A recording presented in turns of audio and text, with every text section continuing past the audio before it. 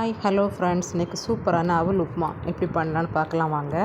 அதுக்கு நான் ஒரு கிளாஸ் அளவு அவல் எடுத்து தண்ணியில் ஊற வச்சு ஒரு 20 மினிட்ஸ் போட்டு எடுத்துருக்கேன்.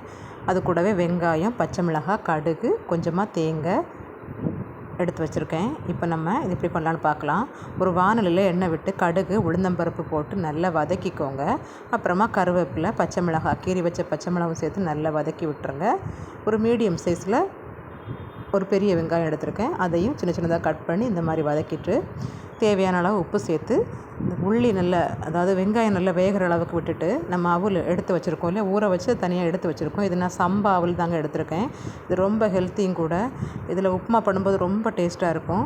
நீங்களும் இப்படி வீட்டில் ட்ரை பண்ணி பாருங்கள், ரொம்பவே நல்லா இருக்கும். இதை நல்லா கிளறி விட்டுட்டு ஒரு 5 மினிட்ஸ் தட்டு போட்டு மூடி வச்சிடலாங்க.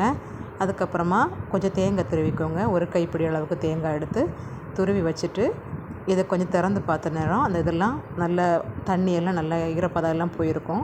அந்த டைமில் நம்ம எடுத்து வச்சுருக்க தேங்காவை இதில் மேலே லைட்டாக தூவிட்டு ஒரு 2 மினிட்ஸ் மிக்ஸ் பண்ணி விட்டுருங்க.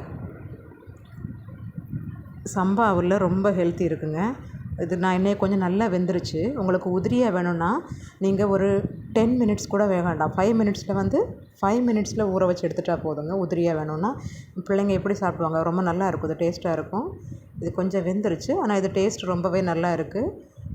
பாருங்கள், நம்ம உப்புமா ரெடி ஆகிட்டு நீங்களும் வீட்டில் ட்ரை பண்ணி பார்த்துட்டு எப்படி இருந்ததுன்னு எனக்கு கமெண்ட் பண்ணுங்கள்.